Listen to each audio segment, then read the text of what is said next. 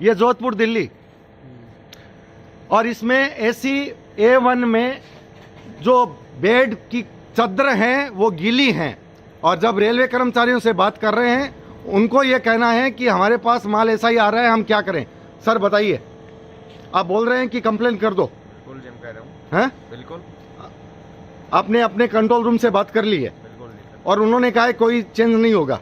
ये कंप्लेंट करा दो, कोई दिक्कत नहीं। कंप्लेन करा दो, कोई दिक्कत नहीं। आपका नाम सर? राहुल जी। राहुल जी।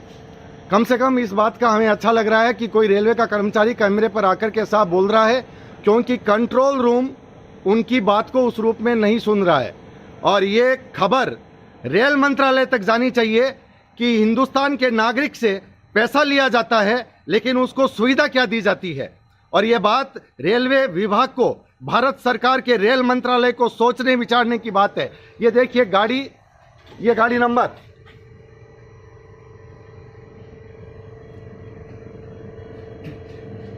ये जोधपुर दिल्ली सराय से जोधपुर जाने वाली गाड़ी A1 कोच, ये A1 कोच, और ये सीट नंबर 20 और 22 में इस तरह की चद्दर आई है गीली।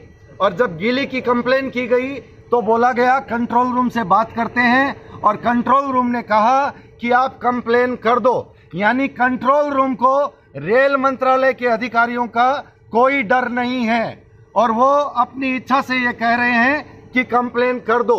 और भारत के रेल मंत्रालय को ये सोचने की बात है।